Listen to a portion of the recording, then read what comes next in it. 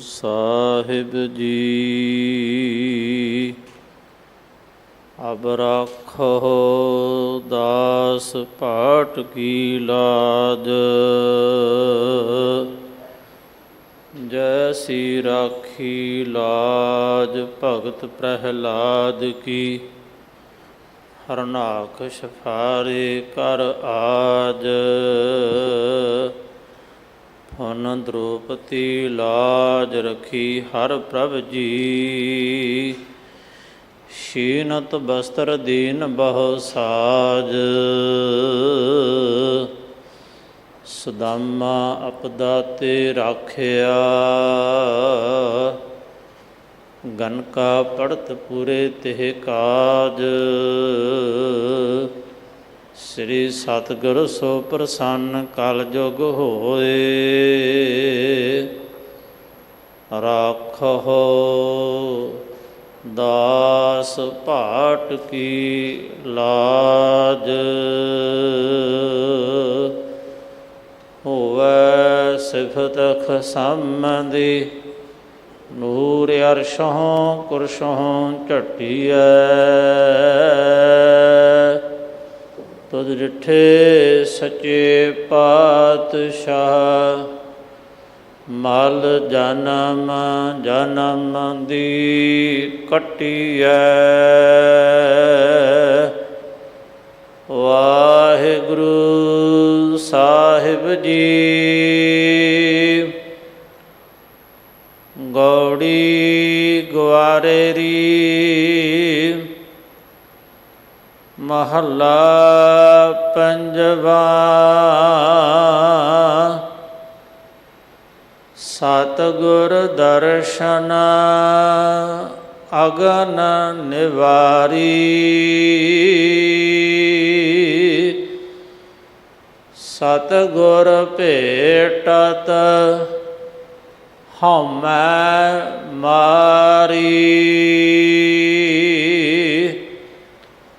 ਸਤਿਗੁਰ ਦਰਸ਼ਨ ਅਗਨ ਨਿਵਾਰੀ, ਸਤਿਗੁਰ ਭੇਟਤ ਹਉਮੈ ਮਾਰੀ। ਸਤਿਗੁਰ ਸੰਗ ਨਾਹੀ ਮਨ ਡੋਲੈ,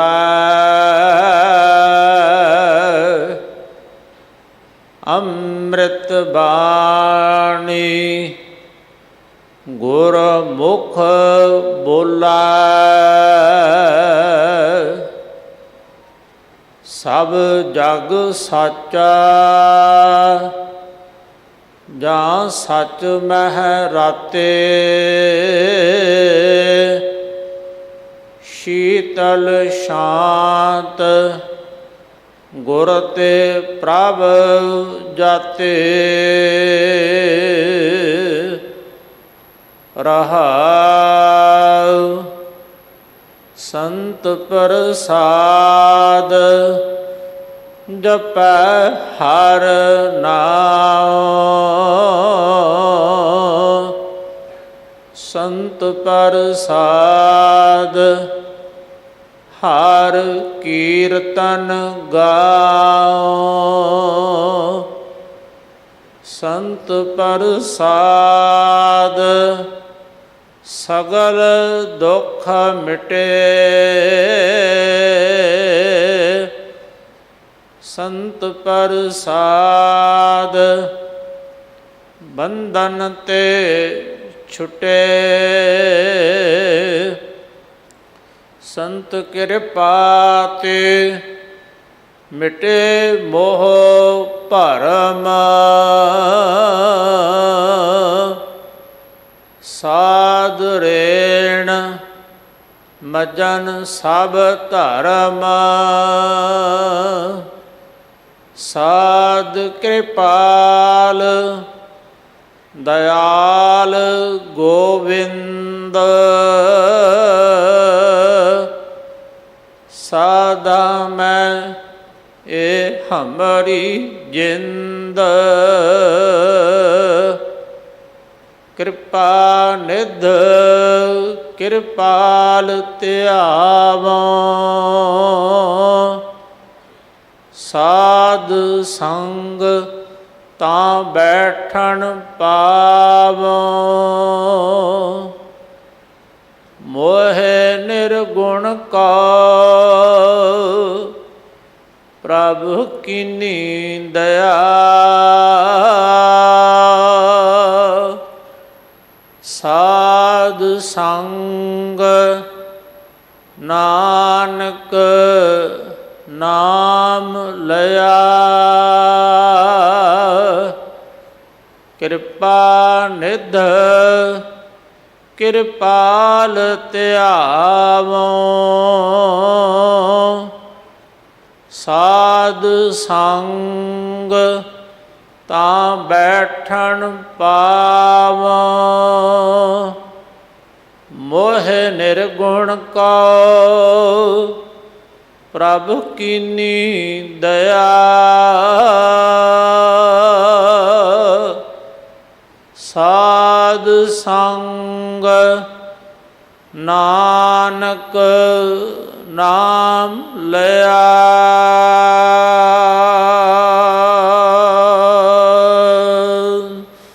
ਵਾਹਿਗੁਰੂ ਜੀ ਕਾ ਖਾਲਸਾ, ਵਾਹਿਗੁਰੂ ਜੀ ਕੀ ਫਤਿਹ। ਇਹ ਪਾਵਨ ਸ਼ਬਦ ਗੌੜੀ ਗੁਆਰਰੀ ਰਾਗ ਅੰਦਰ ਪੰਜਵੇਂ ਪਾਤਸ਼ਾਹ ਧੰਨ ਗੁਰੂ ਅਰਜਨ ਦੇਵ ਮਹਾਰਾਜ ਜੀ ਦੇ ਪਵਿੱਤਰ ਮੁਖ ਤੋਂ ਉਚਾਰਨ ਹੋਇਆ। ਧੰਨ ਸ਼੍ਰੀ ਗੁਰੂ ਗ੍ਰੰਥ ਸਾਹਿਬ ਮਹਾਰਾਜ ਜੀ ਦੇ ਪਾਵਨ ਅੰਗ 183 ਉੱਪਰ ਸੁਭਾਇਮਾਨ ਹੈ ਜੀ। ਇਸ ਪਾਵਨ ਸ਼ਬਦ ਦੀ ਵਿਚਾਰ ਆਪ ਜੀ ਨੂੰ ਸਰਵਣ ਕਰਾ ਰਹੇ ਨੇ ਸਤਿਕਾਰਯੋਗ ਭਾਈ ਸੁਖਵਿੰਦਰ ਸਿੰਘ ਜੀ, ਹੈਡ ਗ੍ਰੰਥੀ ਗੁਰਦੁਆਰਾ ਬਾਲਾ ਸਾਹਿਬ। ਆਓ ਬੜੇ ਪਿਆਰ ਦੇ ਨਾਲ ਬੈਠ ਕੇ ਗੁਰਬਾਣੀ ਦੀ ਵਿਚਾਰ ਸਰਵਣ ਕਰੀਏ। ਆਪਣਿਆਂ ਬੱਚਿਆਂ ਦੇ ਨਾਲ ਘਰਾਂ ਦੇ ਵਿੱਚ ਪੰਜਾਬੀ ਬੋਲਿਆ ਕਰੋ, ਬੱਚਿਆਂ ਨੂੰ ਗੁਰਮੁਖੀ ਪੜ੍ਹਾਓ ਤਾਂ ਕਿ ਬੱਚੇ ਧੰਨ ਸ਼੍ਰੀ ਗੁਰੂ ਗ੍ਰੰਥ ਸਾਹਿਬ ਮਹਾਰਾਜ ਜੀ ਦੇ ਚਰਨੀ ਲੱਗ ਸਕਣ। ਆਪਣਿਆਂ ਨਾਵਾਂ ਦੇ ਨਾਲ, ਆਪਣਿਆਂ ਬੱਚਿਆਂ ਦੇ ਨਾਵਾਂ ਦੇ ਨਾਲ ਸਿੰਘ ਅਤੇ ਕੌਰ ਜ਼ਰੂਰ ਲਿਖਿਆ ਕਰੋ। ਪਾਵਨ ਦਰਬਾਰ ਗੁਰਦੁਆਰਾ ਬੰਗਲਾ ਸਾਹਿਬ ਨਿਸ਼ਾਨ ਸਾਹਿਬ ਦੇ ਕੋਲ ਹੜ੍ਹ ਪੀੜਤਾਂ ਦੀ ਰਾਹਤ ਲਈ ਵਿਸ਼ੇਸ਼ ਕਾਊਂਟਰ ਲਗਾਇਆ ਗਿਆ ਹੈ। ਉੱਥੇ ਆਪ ਜੀ ਵੱਧ ਤੋਂ ਵੱਧ ਹੜ੍ਹ ਪੀੜਤਾਂ ਦੀ ਸਹਾਇਤਾ ਵਾਸਤੇ ਮਾਇਆ ਰਸਤਾ ਆਦਿ ਭੇਜ ਕੇ ਸੇਵਾ ਦੇ ਵਿੱਚ ਹਿੱਸਾ ਪਾਓ। ਵਾਹਿਗੁਰੂ ਜੀ ਕਾ ਖਾਲਸਾ, ਵਾਹਿਗੁਰੂ ਜੀ ਕੀ ਫਤਿਹ।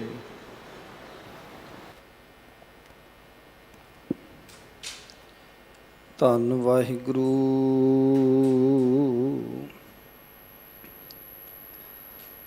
ਸਾਹਿਬ ਜੀਓ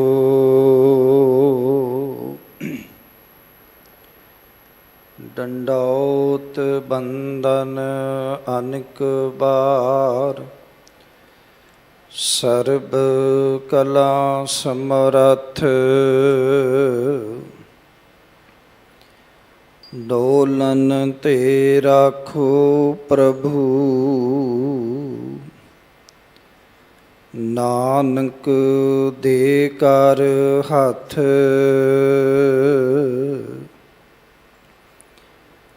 ਗਿਆਨ ਧਿਆਨ ਕਿਛ ਕਰਮ ਨ ਜਾਣਾ, ਸਾਰ ਨ ਜਾਣਾ ਤੇਰੀ, ਸਭ ਤੇ ਵੱਡਾ ਸਤਿਗੁਰ ਨਾਨਕ, ਜਿਨ ਕਲ ਰਾਖੀ ਮੇਰੀ,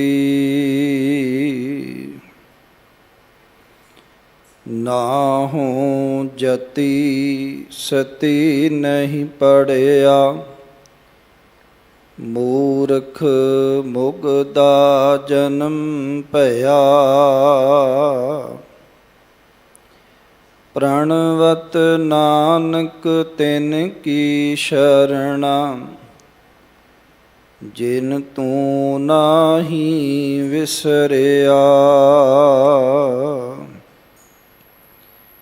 ਕਿਆ ਗੁਣ ਤੇਰੇ ਸਾਰ ਸੰਭਾਲੀ, ਮੋਹਿ ਨਿਰਗੁਣ ਕੇ ਦਾਤਾਰੇ। ਬੈ ਖਰੀਦ ਕਿਆ ਕਰੇ ਚਤਰਾਈ। ਇਹ ਜੀਉ ਪਿੰਡ ਸਭ ਥਾਰੇ। ਲਾਲ ਰੰਗੀਲੇ ਪ੍ਰੀਤਮ ਮਨ ਮੋਹਨ। ਤੇਰੇ ਦਰਸ਼ਨ ਕੋ ਹਮ ਬਾਰੇ।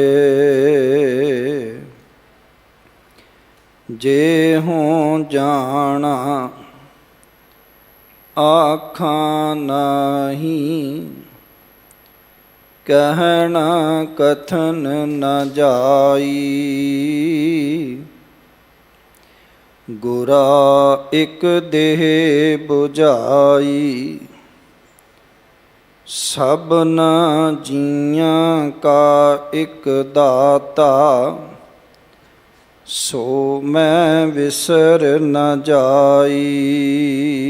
ਗੁਰਾ ਇਕ ਦੇਹ 부ਝਾਈ। ਸਭਨਾ ਜੀਆਂ ਕਾ ਇਕ ਦਾਤਾ। ਸੋ ਮੈਂ ਵਿਸਰ ਨ ਜਾਈ। ਪਰਮ ਸਨਮਾਨਯੋਗ ਜੁਗੋ ਜੁਗ ਅਟਲ ਚਾਵਰ ਛਤਰ ਤਖਤ ਦੇ ਮਾਲਕ, ਹਾਜ਼ਰਾ ਹਜ਼ੂਰ ਜ਼ਾਹਰਾ ਜ਼ਹੂਰ ਸਰਬ ਕਲਾਮ ਭਰਪੂਰ। ਰਾਜਾਨ ਰਾਜ ਭਾਨਾਨ ਭਾਨ ਦੇਵਾਨ ਦੇਵ ਉਪਮਾ ਮਹਾਨ। ਵਾਲੀਏ ਕੁਲ ਦੋ ਜਹਾਂ ਲੋਕ ਪਰਲੋਕ ਹਲਤ ਪਲਤ ਦੇ ਸਹਾਏ। ਦੋ ਜਹਾਨਾਂ ਦੀ ਵਾਲੀ ਦਸਾਂ ਹੀ ਪਾਤਸ਼ਾਹੀਆਂ ਦੀ ਆਤਮਕ ਜੋਤ। ਗੁਰਤਾ ਗੱਦੀ ਉੱਤੇ ਸੁਭਾਏਮਾਨ ਧੰਨ ਸਤਿਗੁਰੂ ਸ੍ਰੀ ਗੁਰੂ ਗ੍ਰੰਥ ਸਾਹਿਬ ਪਾਤਸ਼ਾਹ ਜੀ ਦੇ ਮੁਕੱਦਸ ਕਦਮਾਂ ਵਿੱਚ ਜੁੜ ਮਿਲ ਬੈਠੇ ਗੁਰੂ ਕੇ ਮਹਾਨ ਸਤ ਸੰਗੀ ਜਨੋ। ਆਪ ਜੀ ਦੇ ਬਹੁਤ ਵੱਡੇ ਭਾਗ ਹਨ ਜੋ ਕਿ ਆਪ ਜੀ ਬਾਲਾ ਪ੍ਰੀਤਮ ਸ੍ਰੀ ਗੁਰੂ ਹਰਕ੍ਰਿਸ਼ਨ ਸਾਹਿਬ ਪਾਤਸ਼ਾਹ ਜੀ ਦੀ ਪਾਵਨ ਪਵਿੱਤਰ ਧਰਤੀ ਗੁਰਦੁਆਰਾ ਬੰਗਲਾ ਸਾਹਿਬ ਵਿਖੇ ਸੁਭਾਏਮਾਨ ਹੋ ਕੇ ਅੰਮ੍ਰਿਤ ਵੇਲੇ ਦੇ ਦੀਵਾਨਾਂ ਦੇ ਵਿੱਚ ਸਤਸੰਗ ਦੀਆਂ ਘੜੀਆਂ ਦਾ ਆਨੰਦ ਮਾਣ ਰਹੇ ਹੋ। ਆਪ ਜੀ ਨੇ ਗੁਰੂ ਕੇ ਕੀਰਤਨੀਆਂ ਪਾਸੋਂ ਬੜੇ ਹੀ ਪਿਆਰ ਦੇ ਨਾਲ ਸਤਿਕਾਰ ਨਾਲ ਸ੍ਰੀ ਆਸਾ ਕੀ ਵਾਰ ਦਾ ਕੀਰਤਨ ਸਰਵਣ ਕੀਤਾ ਹੈ। ਉਪਰੰਤ ਪਾਵਨ ਦਰਬਾਰ ਦੀ ਮਰਿਆਦਾ ਦੇ ਮੁਤਾਬਕ ਜੋ ਲੜੀਵਾਰ ਧੰਨ ਸ਼੍ਰੀ ਗੁਰੂ ਗ੍ਰੰਥ ਸਾਹਿਬ ਪਾਤਸ਼ਾਹ ਜੀ ਦੇ ਸ਼ਬਦਾਂ ਦੀ ਕਥਾ ਵਿਚਾਰ ਚੱਲ ਰਹੀ ਹੈ। ਅੱਜ ਦਾ ਜੋ ਵਿਚਾਰ ਅਧੀਨ ਪਾਵਨ ਸ਼ਬਦ ਹੈ, ਅਤਿ ਸਤਿਕਾਰਯੋਗ ਗਿਆਨੀ ਮਾਨ ਸਿੰਘ ਜੀ ਹੋਣਾ ਪਾਸੋਂ ਆਪ ਜੀ ਨੇ ਬੜੇ ਪਿਆਰ ਨਾਲ ਸਰਵਣ ਕੀਤਾ ਹੈ। ਦਾਸੜੇ ਨੂੰ ਹੁਕਮ ਹੋਇਆ ਹੈ ਇਸ ਸ਼ਬਦ ਦੀ ਵਿਚਾਰ ਆਪ ਨਾਲ ਸਾਂਝੀ ਕਰਨ ਦਾ। ਮੇਰੇ ਵਿੱਚ ਕੋਈ ਪਾਇਆ ਨਹੀਂ ਕਿ ਮੈਂ ਅਗਾਧ ਬੋਧ ਬਾਣੀ ਦੀ ਵਿਚਾਰ ਆਪ ਸੰਗਤਾਂ ਨਾਲ ਸਾਂਝੀ ਕਰ ਸਕਾਂ। ਸਮਰੱਥ ਸਤਿਗੁਰੂ ਸਿਰ ਤੇ ਰਹਿਮਤ ਭਰਿਆ ਹੱਥ ਰੱਖਣ ਤੇ ਆਪ ਸੰਗਤਾਂ ਵੀ ਅਸੀਸ ਬਖਸ਼ਿਸ਼ ਕਰੋ। ਪਿਆਰ ਸਹਿਤ ਬੁਲਾਈ ਫਤਿਹ ਪ੍ਰਵਾਨ ਕਰੋ ਜੀ। ਵਾਹਿਗੁਰੂ ਜੀ ਕਾ ਖਾਲਸਾ, ਵਾਹਿਗੁਰੂ ਜੀ ਕੀ ਫਤਿਹ। ਧੰਨ ਸ਼੍ਰੀ ਗੁਰੂ ਗ੍ਰੰਥ ਸਾਹਿਬ ਪਾਤਸ਼ਾਹ ਜੀ ਦੀ ਜੋ ਸ਼ਬਦਾਂ ਦੀ ਲੜੀਵਾਰ ਵਿਚਾਰ ਪਾਵਨ ਪਵਿੱਤਰ ਦਰਬਾਰ ਤੋਂ ਰੋਜ਼ਾਨਾ ਆਪ ਜੀ ਸਰਵਣ ਕਰਦੇ ਹੋ। ਅੱਜ ਦਾ ਜੋ ਪਾਵਨ ਪਵਿੱਤਰ ਸ਼ਬਦ ਵਿਚਾਰ ਅਧੀਨ ਹੈ, ਇਹ ਸ੍ਰੀ ਗੁਰੂ ਗ੍ਰੰਥ ਸਾਹਿਬ ਪਾਤਸ਼ਾਹ ਜੀ ਦੇ ਮੁਬਾਰਕ ਅਤੇ ਪਵਿੱਤਰ ਅੰਗ 183 ਉੱਤੇ ਸੁਭਾਏਮਾਨ ਹੈ। ਇਸ ਪਾਵਨ ਸ਼ਬਦ ਨੂੰ ਸ਼ਹੀਦਾਂ ਦੇ ਸਰਤਾਜ ਬਾਣੀ ਦੇ ਬੋਹਿਤ ਸ੍ਰੀ ਗੁਰੂ ਅਰਜਨ ਸਾਹਿਬ ਮਹਾਰਾਜ ਜੀ ਨੇ 2 ਰਾਗਾਂ ਵਿੱਚ ਗਾਇਨ ਕੀਤਾ ਹੈ। ਗੌੜੀ ਇਸ ਦਾ ਮੁੱਖ ਰਾਗ ਹੈ ਅਤੇ ਗਵਾਰੇਰੀ ਮਿਸਰਤ ਰਾਗ ਵਜੋਂ ਉਚਾਰਨ ਕੀਤਾ ਹੈ। ਸ੍ਰੀ ਗੁਰੂ ਅਰਜਨ ਸਾਹਿਬ ਮਹਾਰਾਜ ਜੀ ਨੇ ਬਖਸ਼ਿਸ਼ ਕੀਤੀ ਹੈ ਇਸ ਪਾਵਨ ਪਵਿੱਤਰ ਸ਼ਬਦ ਦੇ ਰਾਹੀਂ ਸਾਨੂੰ ਸਮਝਾਉਣ ਦੀ, ਤੇ ਸਾਡਾ ਧਿਆਨ ਇਸ ਸ਼ਬਦ ਵੱਲ ਖਿੱਚਦਿਆਂ ਹੋਇਆਂ ਸਾਨੂੰ ਗੁਰੂ ਦੇ ਨਾਲ ਜੋੜਿਆ ਹੈ, ਗੁਰੂ ਦੀ ਬਾਣੀ ਨਾਲ ਜੋੜਿਆ ਹੈ। ਜਦੋਂ ਕੋਈ ਮਨੁੱਖ, ਕੋਈ ਜਗਿਆਸੂ ਗੁਰੂ ਨਾਲ ਜੁੜ ਜਾਂਦਾ ਹੈ ਤੇ ਉਸ ਦੀ ਸਾਂਝ ਪਾਰ ਬ੍ਰਹਮ ਪਰਮੇਸ਼ਵਰ ਨਾਲ ਪੈ ਜਾਂਦੀ ਹੈ। ਸਤਿਗੁਰਾਂ ਦੇ ਨਾਲ ਜੁੜ ਕੇ ਸਤਿਗੁਰੂ ਦਾ ਮਿਲਾਪ ਜਦੋਂ ਹਾਸਲ ਹੋ ਜਾਂਦਾ ਹੈ ਤੇ ਜੀਵਨ ਦੇ ਵਿੱਚ ਕੀ ਕੁਝ ਤਬਦੀਲੀਆਂ ਆਉਂਦੀਆਂ ਨੇ, ਜੀਵਨ ਵਿੱਚ ਕੀ ਕੁਝ ਪ੍ਰਾਪਤ ਹੁੰਦਾ ਹੈ। ਜਦੋਂ ਸਤਿਗੁਰੂ ਦੇ ਨਾਲ ਅਸੀਂ ਜੁੜ ਜਾਂਦੇ ਹਾਂ ਤਾਂ ਸਾਡੇ ਜੀਵਨ ਵਿੱਚ ਕੀ ਤਬਦੀਲੀਆਂ ਆਉਂਦੀਆਂ ਹਨ, ਕੀ ਪ੍ਰਾਪਤ ਹੁੰਦਾ ਹੈ, ਇਸ ਗੱਲ ਉੱਤੇ ਜ਼ੋਰ ਦਿੱਤਾ ਹੈ। ਤੇ ਦੂਜੀ ਗੱਲ, ਸਤਿਗੁਰੂ ਦੇ ਨਾਲ ਜੁੜ ਕੇ ਜੋ ਉਣਤਾਈਆਂ ਨੇ ਜੀਵਨ ਵਿੱਚ, ਜੋ ਬੁਰਾਈਆਂ ਨੇ, ਜੋ ਵੱਡੇ ਰੋਗ ਨੇ, ਜੋ ਕਲਹ ਕਲੇਸ਼ ਹੈ, ਜੋ ਦੁੱਖ ਹੈ, ਉਹ ਸੰਤਾਪ ਹੈ, ਉਹ ਕਿਵੇਂ ਦੂਰ ਹੋ ਜਾਂਦਾ ਹੈ। ਇਹ ਸਾਰੀ ਗੱਲ ਉੱਤੇ ਸਤਿਗੁਰੂ ਪਾਤਸ਼ਾਹ ਜੀ ਨੇ ਇਸ ਸ਼ਬਦ ਵਿੱਚ ਸਾਡੇ ਧਿਆਨ ਨੂੰ ਕੇਂਦਰਿਤ ਕੀਤਾ ਹੈ। ਔਰ ਇਹ ਬੇਨਤੀ ਇਸ ਕਰਕੇ ਆਰੰਭਕ ਜ਼ਰੂਰੀ ਹੈ ਕਿ ਅੱਜ ਦੀ ਦੌੜ ਭੱਜਦੀ ਜ਼ਿੰਦਗੀ ਦੇ ਵਿੱਚ ਜਿਹੜਾ ਮਨੁੱਖ ਹੈ ਉਹ ਇਹੀ ਚਾਹੁੰਦਾ ਹੈ ਕਿ ਸਾਨੂੰ ਕੋਈ ਜੁਗਤ ਮਿਲ ਜਾਏ, ਕੋਈ ਢੰਗ ਮਿਲ ਜਾਏ, ਕੋਈ ਤਰੀਕਾ ਮਿਲ ਜਾਏ, ਜਿਸ ਜੁਗਤ ਨਾਲ, ਜਿਸ ਢੰਗ ਨਾਲ ਅਸੀਂ ਵਾਹਿਗੁਰੂ ਪਰਮੇਸ਼ਵਰ ਦੀ ਨੇੜਤਾ ਪ੍ਰਾਪਤ ਕਰ ਸਕੀਏ, ਵਾਹਿਗੁਰੂ ਪਰਮੇਸ਼ਵਰ ਦੀ ਭਗਤੀ ਪ੍ਰਾਪਤ ਕਰ ਸਕੀਏ, ਨਾਮ ਜਪ ਸਕੀਏ। ਸਾਨੂੰ ਕੋਈ ਜੁਗਤ ਮਿਲ ਜਾਏ ਕਿ ਅਸੀਂ ਪਰਮੇਸ਼ਵਰ ਦੀ ਕੀਰਤੀ ਗਾਇਨ ਕਰ ਸਕੀਏ, ਸਾਨੂੰ ਕੋਈ ਢੰਗ ਮਿਲ ਜਾਏ ਜਿਸ ਨਾਲ ਸਾਡੇ ਦੁੱਖ ਕੱਟੇ ਜਾਣ। ਅੱਜ ਤੁਸੀਂ ਵੇਖੋ ਨਾ ਕਿ ਹਾਲਾਤ ਜਿਹੜੇ ਬਣੇ ਪਏ ਨੇ ਉਹ ਤੇ ਇਹੀ ਨੇ ਨਾ ਕਿ ਜਿਸ ਮਾਨੁਖ ਪੈ ਕਰੋ ਬੇਨੰਤੀ ਸੋ ਆਪਣੇ ਦੁੱਖ ਭਰਿਆ। ਜਿਸ ਮਨੁੱਖ ਕੋਲ ਵੀ ਤੁਸੀਂ ਗੱਲ ਕਰੋਗੇ ਉਹ ਸਿਵਾਏ ਰਸਮੀ ਤੌਰ ਤੇ 1-2 ਮਿੰਟ ਰਾਜੀ ਖੁਸ਼ੀ ਦੱਸਣ ਤੋਂ ਬਾਅਦ, ਸਭ ਕੁਝ ਠੀਕ ਠਾਕ ਕਹਿਣ ਤੋਂ ਬਾਅਦ ਫਿਰ ਉਸੇ ਗੱਲ ਤੇ ਆ ਜਾਂਦਾ ਵੀ ਬੜੀ ਪਰੇਸ਼ਾਨੀ ਹੈ, ਬਹੁਤ ਦੁੱਖ ਹੈ, ਇਹ ਵੀ ਦੁੱਖ ਹੈ, ਇਹ ਵੀ ਦੁੱਖ ਹੈ। ਇਹ ਦੁੱਖ ਕਿਵੇਂ ਜਾਣਗੇ? ਕੋਈ ਵੀ ਵਿਅਕਤੀ ਸਾਨੂੰ ਮਿਲਦਾ ਹੈ ਸਮਾਜ ਵਿੱਚ, ਅਸੀਂ ਜਿਸ ਕੋਲ ਉੱਠਦੇ ਬੈਠਦੇ ਹਾਂ ਉਹਦੇ ਕੋਲ ਅਸੀਂ ਆਪਣੇ ਦੁੱਖਾਂ ਦੀ ਪੋਟਲੀ ਖੋਲ ਦਿੰਦੇ ਹਾਂ। ਤੇ ਯਾਦ ਰੱਖੋ, ਜਿਸ ਕੋਲ ਅਸੀਂ ਆਪਣੇ ਦੁੱਖਾਂ ਦੀ ਗੰਠੜੀ ਖੋਲ ਰਹੇ ਹਾਂ ਉਹ ਵੀ ਤੇ ਦੁਖੀ ਹੈ। ਜਿਸ ਮਾਨੁਖ ਪੈ ਕਰੋ ਬੇਨੰਤੀ ਸੋ ਆਪਣੇ ਦੁੱਖ ਭਰਿਆ। ਜੋ ਜੋ ਦਿਸੈ ਸੋ ਸੋ ਰੋਗੀ। ਹੁਣ ਜੋ ਦਿਸ ਰਿਹਾ ਉਹ ਤਾਂ ਰੋਗੀ ਹੈ, ਜਿਸ ਨਾਲ ਮੈਂ ਸਾਂਝ ਪਾ ਰਿਹਾ ਉਹ ਤਾਂ ਰੋਗੀ ਹੈ।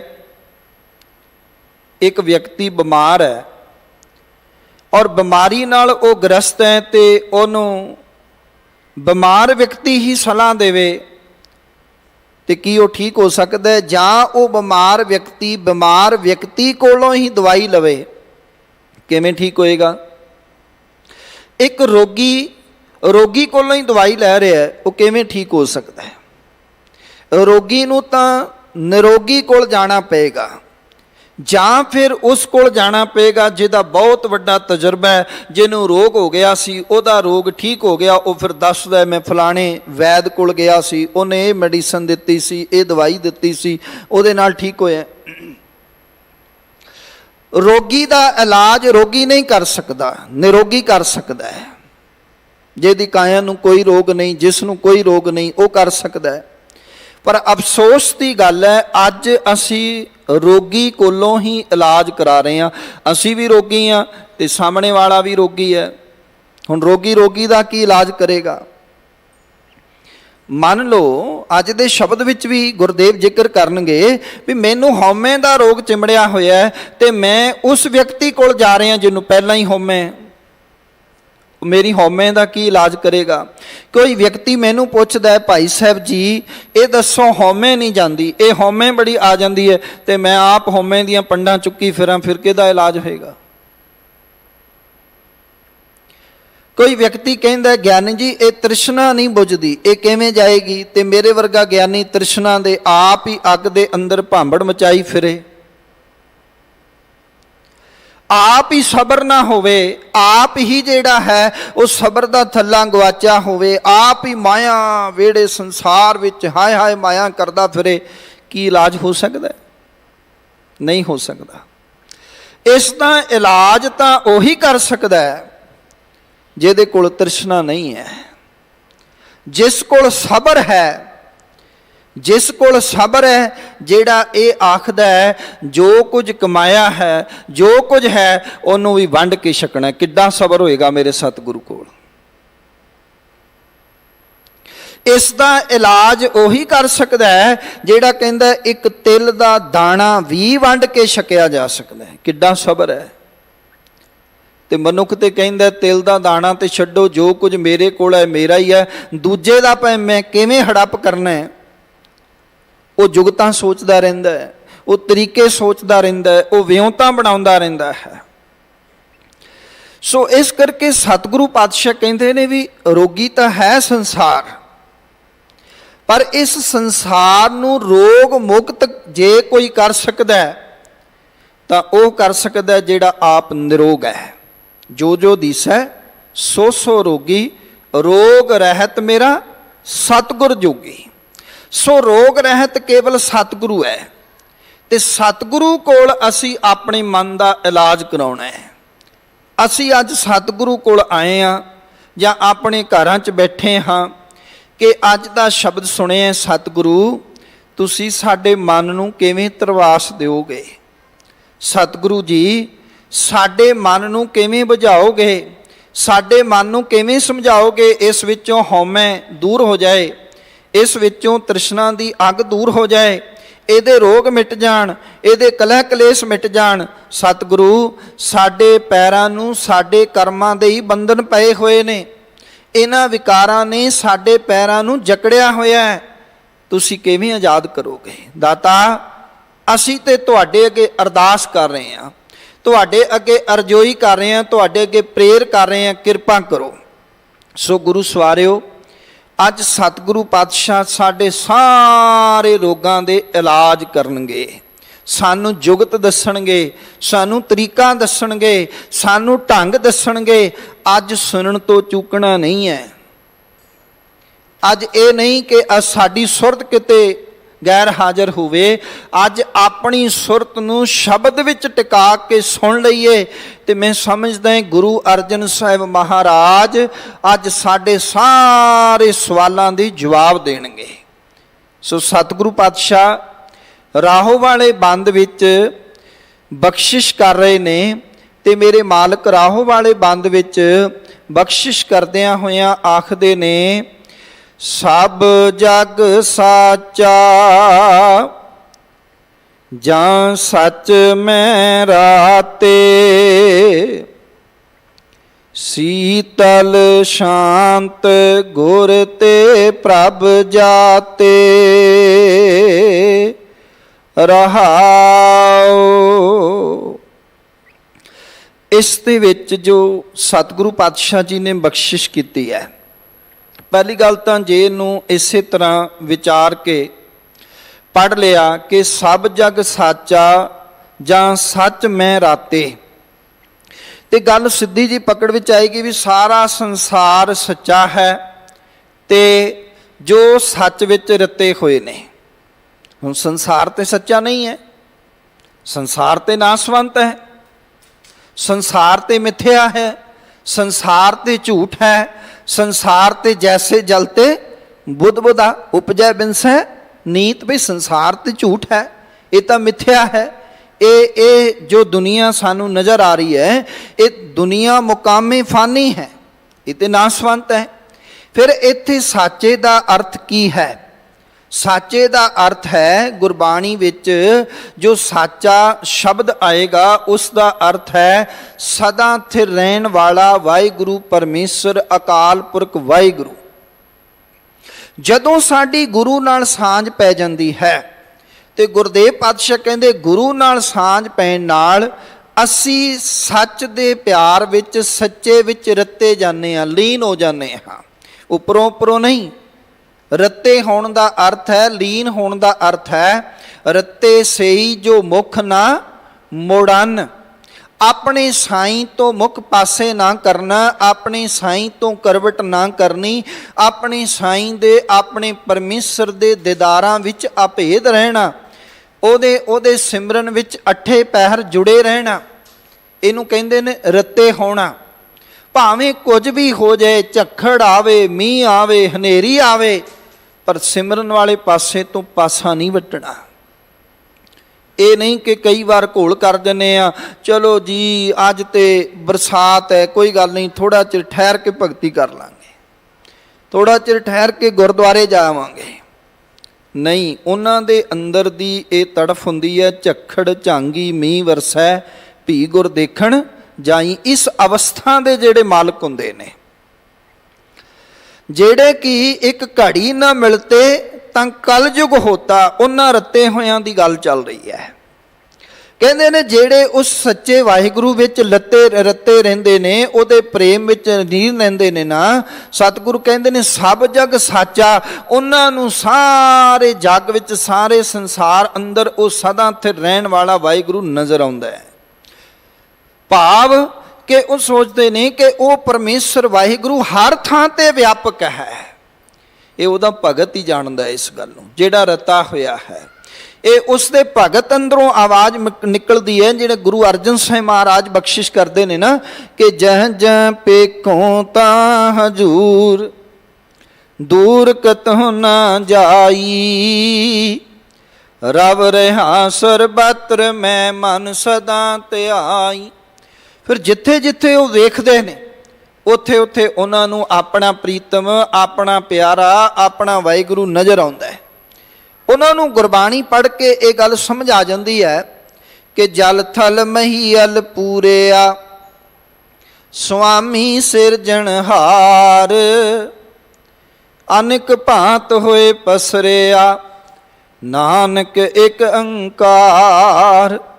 भई वो परमात्मा वाहिगुरू जल विच भी है, वो थल विच भी है, वो महीअल कहिए आकाश विच भी है, भाव वो त्रैलोकी विच वसिया होया है। वो एक ओंकार वाहिगुरू सारे पासे पसरिया होया है। जदों सारे संसार विच उस परमेश्वर वाहिगुरू जी नूं वेखदे ने, सारियां विच, सारियां दे हिरदे विच रविया होया वेखदे ने, ते गुरदेव पातशाह की कहंदे ने सब तो नंबर एक किरपा वापरदी है कि शीतल शांत गुर ते प्रभ जाते। जदों गुरु नाल सांझ पै गई, रब नाल सांझ पै गई, फिर सब तो पहली प्राप्ति ये हुंदी है कि उन्हां दे अंदर शीतलता आ जाती है, ठंडक आ जाती है। शीतलता दा सौमा जो आ गया। जदों शीतलता दे सौमे नाल तुसी जुड़ जाओगे, शीतलता दा सौमा की है?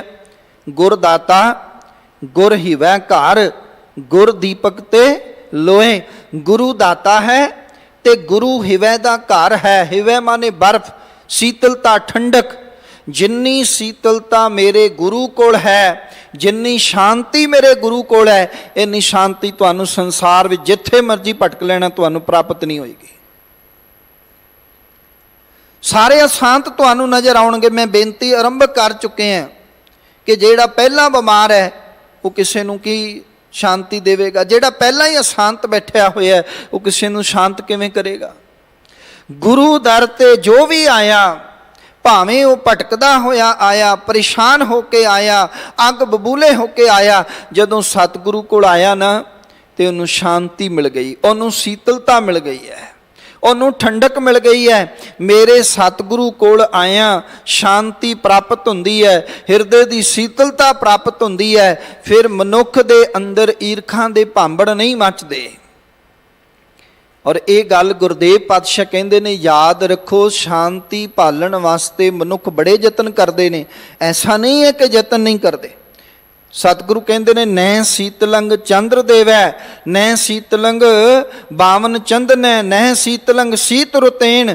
ਨਾਨਕ ਸੀਤਲਤਾ ਸਾਧ ਸਵੈ ਜਨੈ। ਜੇ ਸੀਤਲਤਾ ਪ੍ਰਾਪਤ ਹੋ ਸਕਦੀ ਹੈ ਤਾਂ ਉਹ ਸਤ ਸੰਗਤ ਵਿੱਚੋਂ ਪ੍ਰਾਪਤ ਹੋ ਸਕਦੀ ਹੈ, ਗੁਰੂ ਦੇ ਦਰ ਤੋਂ ਪ੍ਰਾਪਤ ਹੋ ਸਕਦੀ ਹੈ।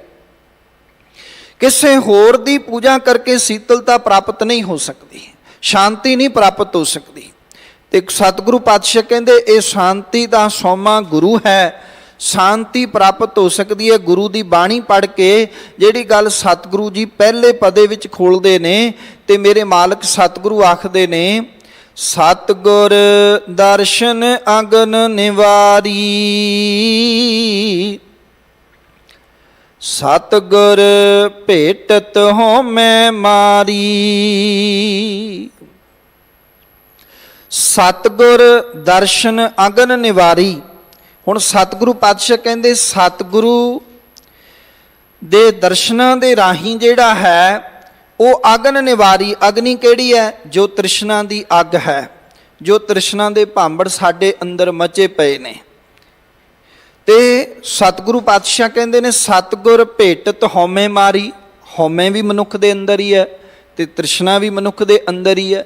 ਜਿਵੇਂ ਹੀ ਸਤਿਗੁਰੂ ਦਾ ਮਿਲਾਪ ਹੁੰਦਾ ਹੈ, ਹਉਮੈ ਦਾ ਵੀ ਇਲਾਜ ਹੋ ਜਾਂਦਾ ਹੈ ਤੇ ਤ੍ਰਿਸ਼ਨਾ ਦੀ ਵੀ ਮਰ ਜਾਂਦੀ ਹੈ। ਇਹ ਗੱਲ ਤੇ ਅਸੀਂ ਮੰਨਦੇ ਹਾਂ ਨਾ ਕਿ ਧੰਨ ਸ਼੍ਰੀ ਗੁਰੂ ਗ੍ਰੰਥ ਸਾਹਿਬ ਮਹਾਰਾਜ ਇਹ ਗੱਲ ਕਹਿੰਦੇ ਨੇ ਕਿ ਦੋ ਹੀ ਵੱਡੇ ਰੋਗ ਨੇ ਇਸ ਸੰਸਾਰ ਵਿੱਚ। ਜਿਹੜੇ ਵੱਡੇ ਰੋਗ ਨੇ ਨਾ, ਉਹ ਦੋ ਹੀ ਨੇ, ਤੇ ਦੋਵੇਂ ਦੇ ਦੋਵੇਂ ਵੱਡੇ ਰੋਗ ਇਹ ਮਨੁੱਖਾਂ ਨੂੰ ਹੀ ਚਿੰਬੜੇ ਹੋਏ ਨੇ, ਇਹ ਮਨੁੱਖਾਂ ਨੂੰ ਹੀ ਲੱਗੇ ਹੋਏ ਨੇ। ਸਤਿਗੁਰੂ ਪਾਤਸ਼ਾਹ ਕਹਿੰਦੇ ਨਾ, ਇਹ ਤ੍ਰਿਸ਼ਨਾ ਵੱਡਾ ਰੋਗ ਲੱਗਾ, ਮਰਨ ਮਨੋ ਵਿਸਾਰਿਆ।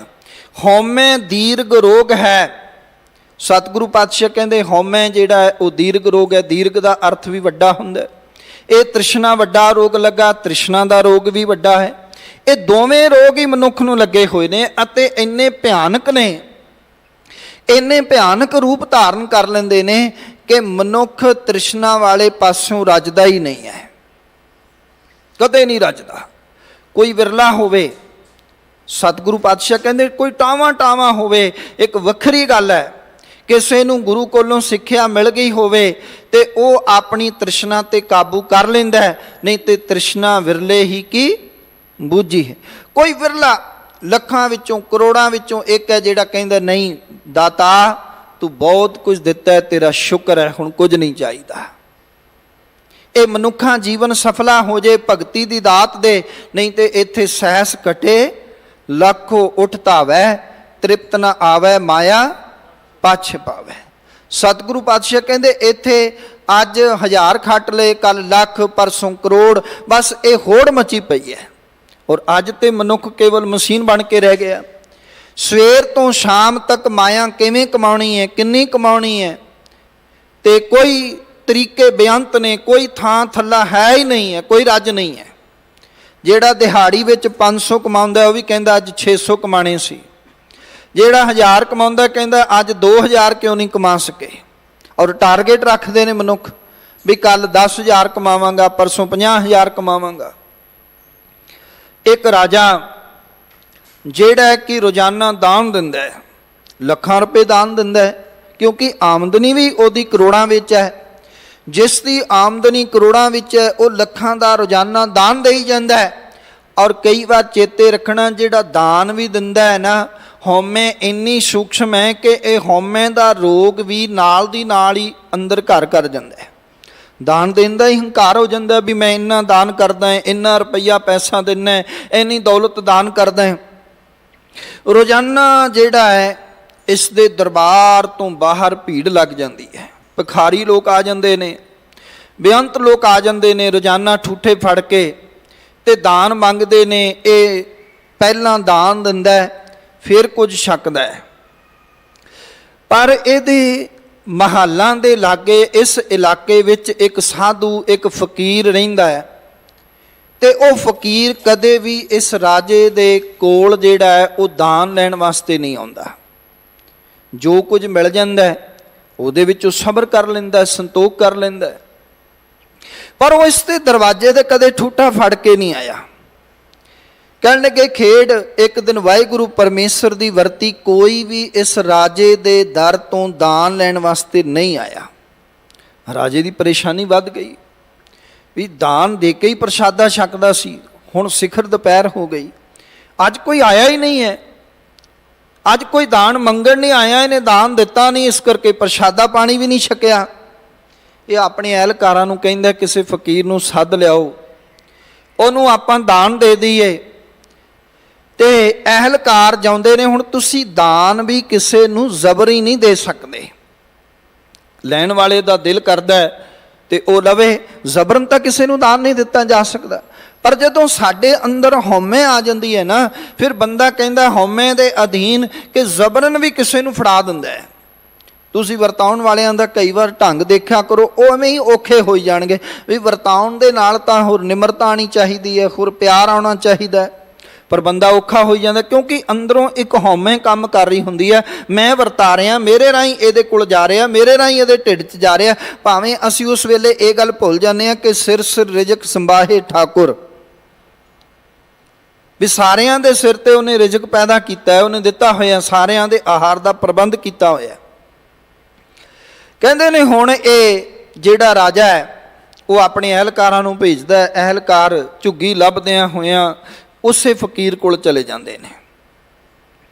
ਫਕੀਰ ਨੂੰ ਕਹਿੰਦੇ ਵੀ ਸਾਡਾ ਰਾਜਾ ਅੱਜ ਭੁੱਖਾ ਹੈ, ਉਹ ਰੋਜ਼ਾਨਾ ਦਾਨ ਦੇ ਕੇ ਕੁਝ ਨਾ ਕੁਝ ਛਕਦਾ, ਤੂੰ ਚੱਲ, ਬਹੁਤਾ ਨਹੀਂ ਤੇ ਥੋੜ੍ਹਾ ਬਹੁਤ ਦਾਨ ਲੈ ਲੈ ਤਾਂ ਕਿ ਰਾਜਾ ਪ੍ਰਸ਼ਾਦਾ ਛਕ ਸਕੇ। ਉਹ ਕਹਿਣ ਲੱਗਾ ਮੈਂ ਲੈ ਲਾਂਗਾ, ਨੰਬਰ 1 ਤੇ ਭਾਂਡਾ ਵੀ ਮੇਰਾ ਹੋਏਗਾ, ਤੇ ਨੰਬਰ 2 ਕਿ ਦਾਨ ਦੇਣ ਤੋਂ ਪਹਿਲਾਂ ਮੈਨੂੰ ਰਾਜੇ ਨੂੰ ਸਵਾਲ ਕਰਨੇ ਤੇ ਰਾਜੇ ਨੂੰ ਜਿਹੜਾ ਮੇਰੇ ਸਵਾਲ ਦਾ ਜਵਾਬ ਦੇਣਾ ਪੈਣਾ।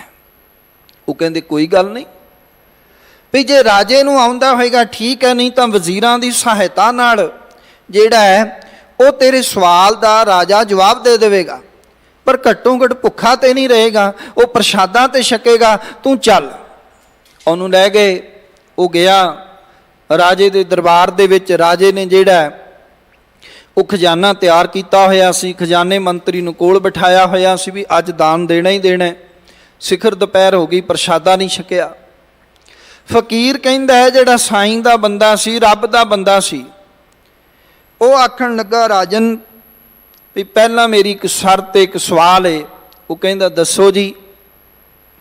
ਕਹਿੰਦਾ ਅੱਜ ਤੱਕ ਸਾਰੇ ਲੋਕ ਮੇਰੇ ਕੋਲੋਂ ਦਾਨ ਲੈਂਦੇ ਨੇ ਅਤੇ ਦਾਨ ਚੁੱਪ ਕਰਕੇ ਲੈ ਕੇ ਚਲੇ ਜਾਂਦੇ ਨੇ, ਕੋਈ ਸਵਾਲ ਨਹੀਂ ਕਰਦਾ, ਕੋਈ ਕੁਐਸਚਨ ਨਹੀਂ ਕਰਦਾ, ਤੇ ਸਵਾਲ ਕਰਨ ਦੀ ਤਾਂ ਤੂੰ ਨਾਲੇ ਸ਼ਰਤ ਰੱਖੀ ਜਾਂਦਾ। ਕਹਿਣ ਲੱਗਾ ਹਾਂ ਮੇਰੀ ਇੱਕ ਸ਼ਰਤ ਹੈ। ਕਹਿੰਦਾ ਕੀ ਸ਼ਰਤ ਹੈ? ਫਕੀਰ ਕਹਿੰਦਾ ਜੋ ਮੈਂ ਭਾਂਡਾ ਲੈ ਕੇ ਆਇਆ ਨਾ, ਮੇਰਾ ਭਾਂਡਾ ਤੈਨੂੰ ਅੱਜ ਭਰਨਾ ਪਏਗਾ, ਜਿੰਨਾ ਚਿਰ ਉਹ ਨਹੀਂ ਭਰਦਾ ਉਹਨਾਂ ਚਿਰ ਤੂੰ ਆਪਣਾ ਹੱਥ ਨਹੀਂ ਰੋਕੇਗਾ। ਹੁਣ ਰਾਜਾ ਜਿਹੜਾ ਉਹ ਮੋਹਰਾਂ ਦਾਨ ਕਰਦਾ ਸੀ, 1 ਮਿੰਟ ਵਾਸਤੇ ਤਾਂ ਸੋਚਿਆ ਕਿ ਵੀ ਪਤਾ ਨਹੀਂ ਖਬਰੇ ਇਹ ਕਿੰਨੀਆਂ ਮੋਹਰਾਂ ਮੰਗ ਲਵੇ, ਕਿੰਨਾ ਵੱਡਾ ਭਾਂਡਾ ਲੈ ਕੇ ਆਇਆ ਹੋਏਗਾ, ਕਿੰਨੀਆਂ ਮੋਹਰਾਂ ਆ ਜਾਣ। ਜ਼ਿਆਦਾ ਤੋਂ ਜ਼ਿਆਦਾ 1 ਮੋਹਰ ਇੱਕ ਫਕੀਰ ਨੂੰ ਦਿੰਦਾ ਹੋਏਗਾ, ਕਿਸੇ ਨੂੰ 2 ਦਿੰਦਾ ਹੋਏਗਾ, ਚਲੋ ਕੋਈ 5 ਵੀ ਲੈ ਜਾਂਦਾ ਹੋਏਗਾ, ਉਸ ਤੋਂ ਵੱਧ ਤਾਂ ਨਹੀਂ ਨਾ ਜੀ। ਦਾਨ ਦੀ ਵੀ ਇੱਕ ਸੀਮਾ ਹੈ। ਉਹ ਕਹਿਣ ਲੱਗਾ ਵੀ ਚੱਲ ਸਾਈਆਂ, ਹੁਣ ਉਹਦੇ ਆਲੇ ਦੁਆਲੇ ਵੇਖਦਾ, ਉਹ ਫਕੀਰ ਦੇ ਆਲੇ ਦੁਆਲੇ ਵੇਖਦਾ ਤੇ ਫਕੀਰ ਦੇ ਆਲੇ ਦੁਆਲੇ ਵੇਖ ਕੇ ਕਹਿੰਦਾ ਇਹਦੇ ਕੋਲ ਤਾਂ ਕੋਈ ਖਾਸ ਭਾਂਡਾ ਹੈ ਨਹੀਂ। ਇੱਕ ਝੋਲੀ ਹੈ ਔਰ ਝੋਲੀ 'ਚ ਕਿੰਨੀਆਂ ਕੁ ਮੋਹਰਾਂ ਆ ਜਾਣਗੀਆਂ, ਝੋਲੀ ਵਿੱਚ ਵੀ ਇਹਨੇ ਭਾਂਡਾ ਰੱਖਿਆ ਹੋਏਗਾ ਤੇ ਉਹ ਕਿੰਨਾ ਕੁ ਵੱਡਾ ਹੋਏਗਾ, ਇਹਦਾ ਖੱਪਰ ਆਖਰ ਕਿੰਨਾ ਕੁ ਵੱਡਾ ਹੋਏਗਾ ਜਿਹੜਾ ਭਰੇਗਾ ਹੀ ਨਹੀਂ। ਉਹ ਹਿੰਮਤ ਕਰਕੇ ਔਰ ਰਾਜਾ ਜਿਹੜਾ ਹੈ ਉਹ ਆਪਣੇ ਖਜ਼ਾਨਾ ਮੰਤਰੀ ਨੂੰ ਕਹਿੰਦਾ ਹੈ ਵੀ ਇਹਦੀ ਸ਼ਰਤ ਮੈਨੂੰ ਮਨਜ਼ੂਰ ਹੈ, ਜਿਹੜਾ ਇਹਦਾ ਭਾਂਡਾ ਹੈ ਜਿੰਨਾ ਚਿਰ ਉਹ ਭਰੇ ਨਾ ਤੂੰ ਦਾਨ ਦੇਈ ਜਾ, ਮੋਹਰਾਂ ਪਾਈ ਜਾ।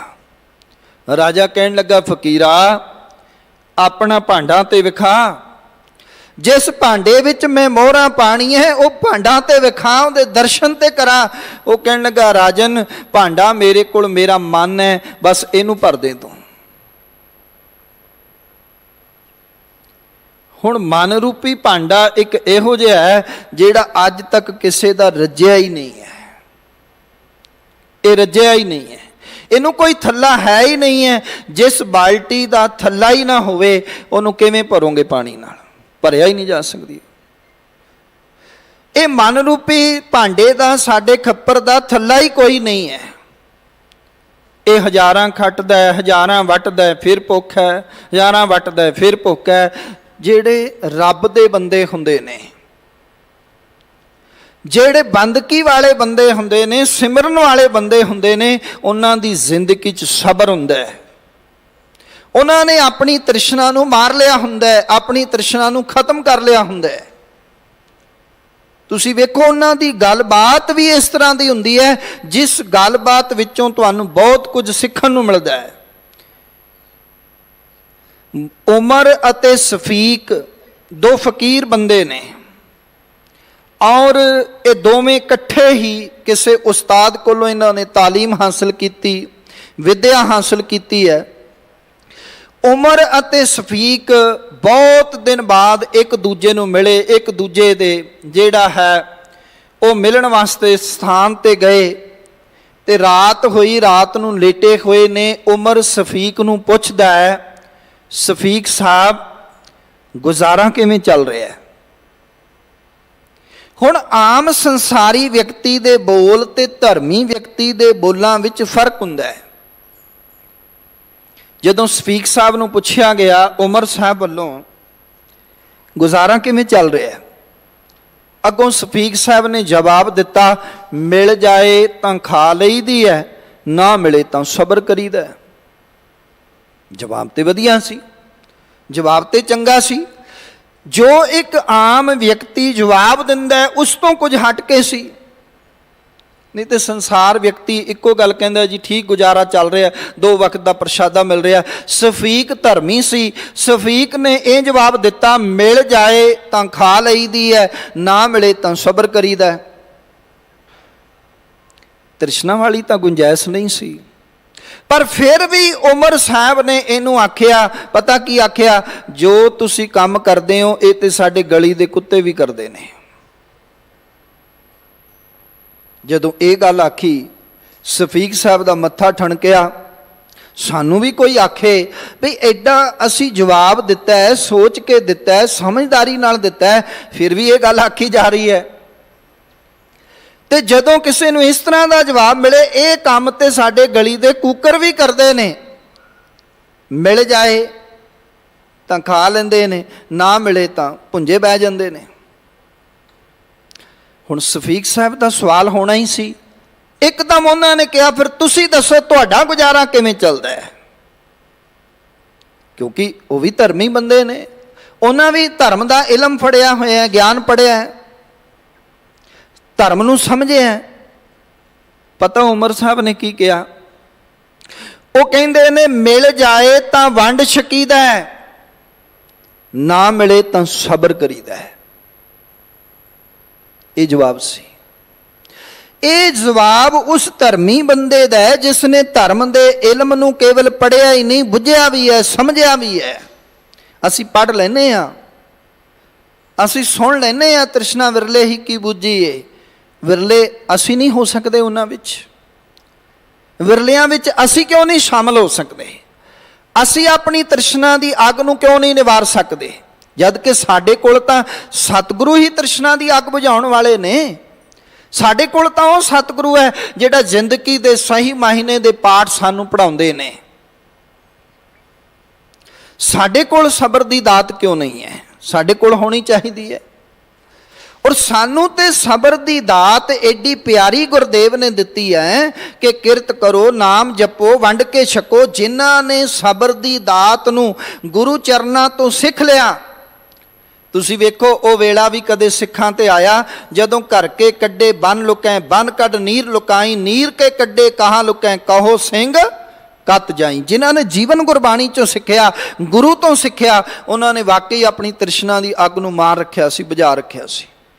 ਜੰਗਲ ਵਿੱਚ ਰਹਿੰਦੇ ਸੀ ਨਾ ਸਿੱਖ, ਤੇ ਉਹ ਪਿੰਡਾਂ ਵਿੱਚ ਆ ਜਾਂਦੇ, ਕਿਸੇ ਮਾਈ ਨੇ ਉਹਨਾਂ ਨੂੰ 4 ਪ੍ਰਸਾਦੇ ਦੇ ਦੇਣੇ, ਦਾਲ ਦਾ ਡੋਲੂ ਦੇ ਦੇਣਾ, ਤੇ ਇਕੱਲੇ ਬਹਿ ਕੇ ਭੁੰਜੇ ਨਹੀਂ ਸੀ ਛਕਦੇ ਵੀ ਇਹ ਮੇਰੇ ਜੋਗਾ ਮੈਂ ਛਕ ਲਵਾਂ, ਨਹੀਂ। ਉਹ ਜੰਗਲ ਨੂੰ ਦੌੜ ਜਾਂਦੇ ਸੀ, ਉੱਚੇ ਟਿੱਲੇ ਤੇ ਪਹਾੜ ਤੇ ਚੜ੍ਹ ਕੇ ਆਵਾਜ਼ ਦਿੰਦੇ ਸੀ, ਦੇਤ ਆਵਾਜ਼ਾ ਭੁੱਖਾ ਹੈ ਕੋਊ, ਆਓ ਦੇਗ ਤਿਆਰ ਗੁਰ ਹੋਈ, ਉਸ ਸਮੇਂ ਬੈਰੀ ਕਿਮ ਆਵੈ। ਸਾਡਾ ਦੇਖੋ ਸਬਰ ਸੰਤੋਖ ਕਿੰਨਾ ਹੁੰਦਾ ਹੈ। ਉਸ ਸਮੇਂ ਬੈਰੀ ਕਿਮ ਆਵੈ, ਪਰਮ ਮੀਤ ਸਮ ਤਾਹੇ ਛਕਾਵੈ, ਬਚੇ ਤਾਂ ਆਪ ਖਲੇ हैं, नहीं तो लंगर मस्त बते हैं।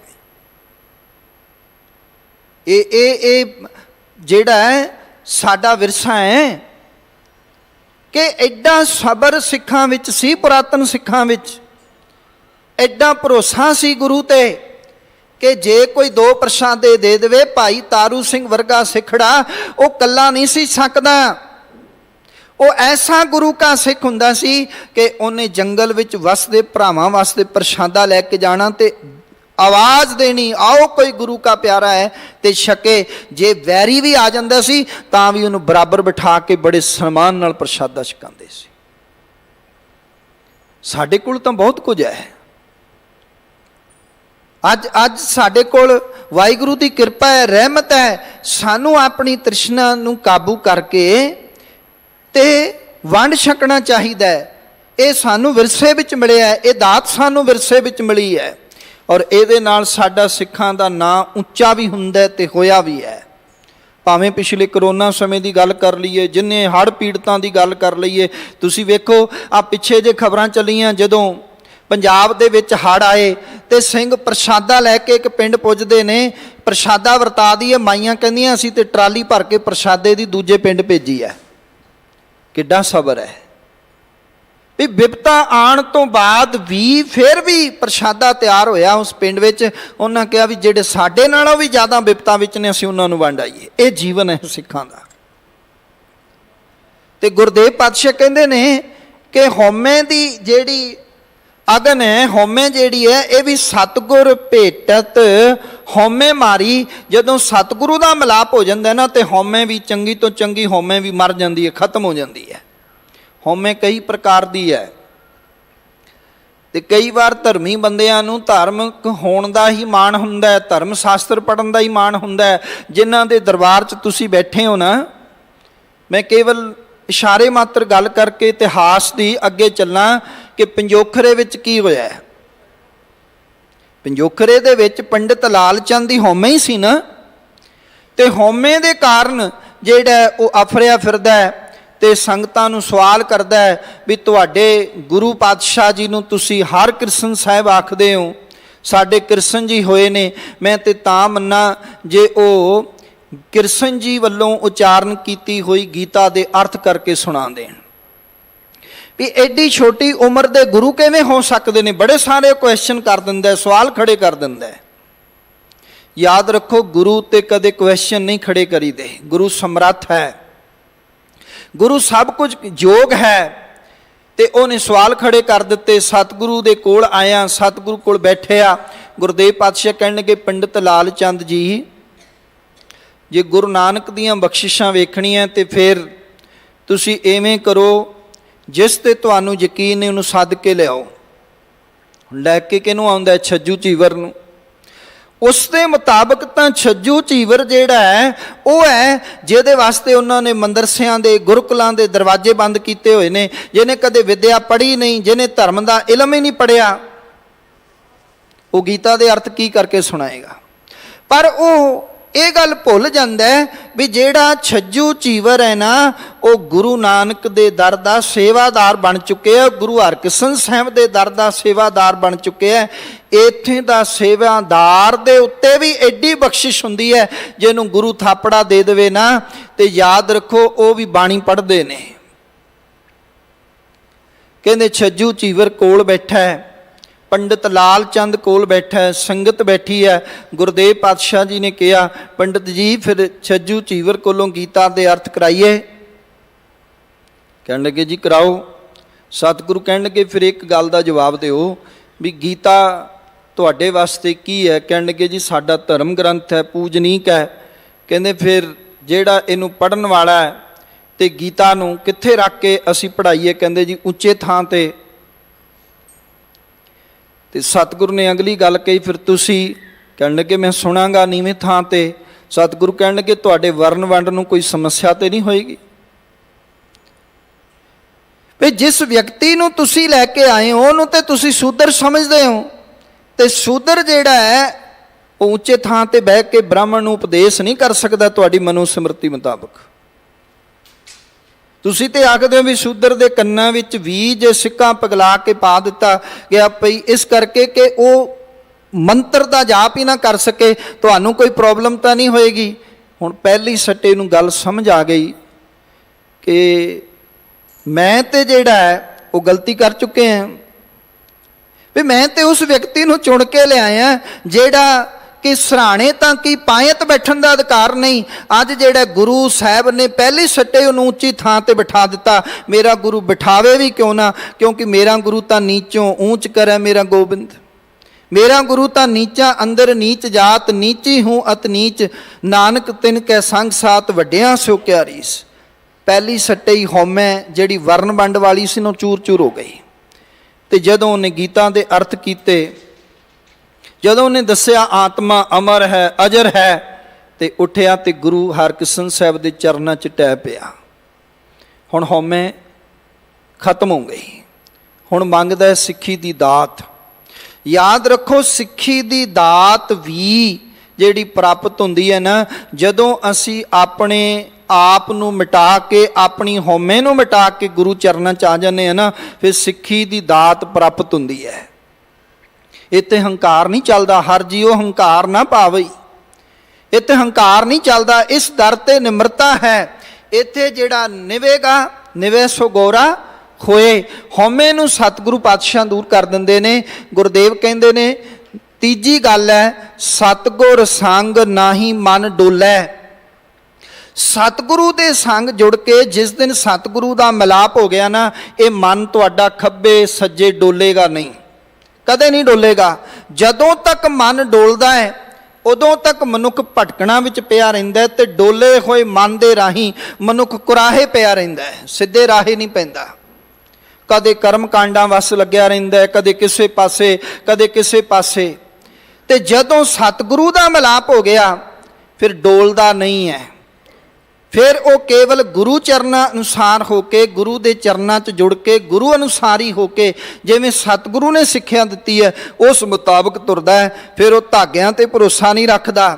ਫਿਰ ਉਹ ਦੂਜੇ ਨੂੰ ਵੀ ਨਹੀਂ ਕਹਿੰਦਾ ਵੀ ਲਿਆ ਤੈਨੂੰ ਮੈਂ ਧਾਗੇ ਬੰਨ੍ਹ ਦੇਵਾਂ, ਤੂੰ ਮੈਨੂੰ ਧਾਗੇ ਬੰਨ੍ਹ ਦੇ ਤਾਂ ਕਿ ਤੂੰ ਮੇਰੀ ਰੱਖਿਆ ਕਰ ਸਕੇ, ਮੈਂ ਤੇਰੀ ਰੱਖਿਆ ਕਰ ਸਕਾਂ। ਨਹੀਂ, ਉਹਦੇ ਜ਼ਿਹਨ ਵਿੱਚ ਇੱਕੋ ਹੀ ਗੱਲ ਹੁੰਦੀ ਹੈ, ਮੇਰੇ ਗੁਰੂ ਨੇ ਭਰੋਸਾ ਦਵਾਇਆ, ਰਾਖਾ ਏਕ ਹਮਾਰਾ ਸੁਆਮੀ, ਸਗਲ ਘਟਾਕਾ ਅੰਤਰਜਾਮੀ।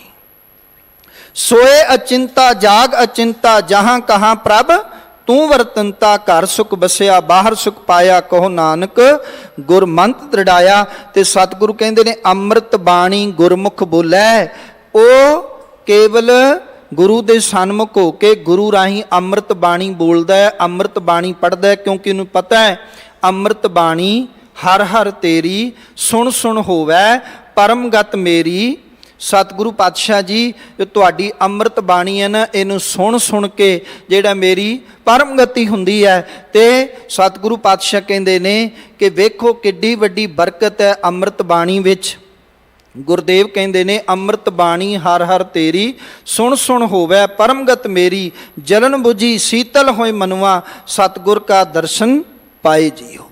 ਜੋ ਜਲਨ ਸੀ, ਜੋ ਤ੍ਰਿਸ਼ਨਾ ਦੀ ਅੱਗ ਸੀ, ਹਉਮੈ ਦੀ ਅੱਗ ਸੀ, ਮਨ ਡੋਲਣ ਦੀ ਭਟਕਣਾ ਸੀ, ਉਹ ਸਾਰੀ ਅੰਮ੍ਰਿਤ ਬਾਣੀ ਨੇ ਖਤਮ ਕਰ ਦਿੱਤੀ ਜਿਸ ਦਿਨ ਅੰਮ੍ਰਿਤ ਬਾਣੀ ਪੜ੍ਹਨੀ ਸ਼ੁਰੂ ਕੀਤੀ। ਇਸ ਕਰਕੇ ਗੁਰੂ ਅਮਰਦਾਸ ਦਾ ਹੋਕਾ ਇਹ ਮਨ ਵਿੱਚ ਲੈ ਕੇ ਤੁਰਿਆ ਕਰੋ। ਜੋ ਗੁਰੂ ਪਾਤਸ਼ਾਹ ਕਹਿੰਦੇ ਨੇ, ਆਵੋ ਸਿੱਖ ਸਤਿਗੁਰੂ ਕੇ ਪਿਆਰਿਓ, ਗਾਵੋ ਸੱਚੀ ਬਾਣੀ, ਬਾਣੀ ਤਾਂ ਗਾਵੋ ਗੁਰੂ ਕੇਰੀ, ਬਾਣੀਆਂ ਸਿਰ ਬਾਣੀ, ਜਿਨ ਕੋ ਨਦਰ ਕਰਮ ਹੋਵੇ ਹਿਰਦੈ ਤਿਨਾ ਸਮਾਣੀ। ਤੇ ਗੁਰਦੇਵ ਪਾਤਸ਼ਾਹ ਕਹਿੰਦੇ ਨੇ, ਸੁਣੋ, ਗੁਰੂ ਦੀ ਕਿਰਪਾ ਨਾਲ ਜਦੋਂ ਬਾਣੀ ਪੜੋਗੇ ਗੁਰੂ ਦੀ ਕਿਰਪਾ ਹੋਏਗੀ, ਗੁਰੂ ਨਾਲ ਮਿਲਾਪ ਹੋਏਗਾ। ਤੇ ਗੁਰੂ ਦੀ ਕਿਰਪਾ ਨਾਲ ਕੀ ਹੋਏਗਾ? ਗੁਰਦੇਵ ਕਹਿੰਦੇ ਨੇ, ਸੰਤ ਪ੍ਰਸਾਦ ਜਪੈ ਹਰਿ ਨਾਉ।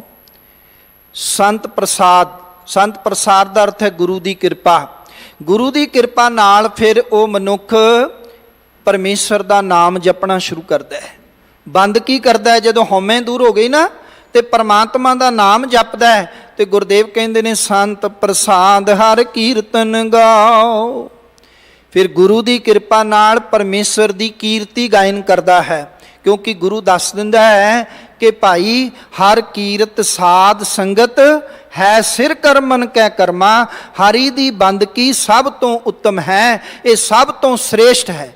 ਫਿਰ ਉਹ ਪਰਮੇਸ਼ਰ ਦੇ ਕੀਰਤਨ ਵਿੱਚ, ਭਜਨ ਵਿੱਚ ਆਪਣਾ ਮਨ ਜੋੜਦਾ ਹੈ, ਗੁਰੂ ਦੀ ਕਿਰਪਾ ਨਾਲ ਕੀਰਤਨ ਗਾਇਨ ਕਰਦਾ ਹੈ। ਸੰਤ ਪ੍ਰਸਾਦ ਸਗਲ ਦੁੱਖ ਮਿਟੇ।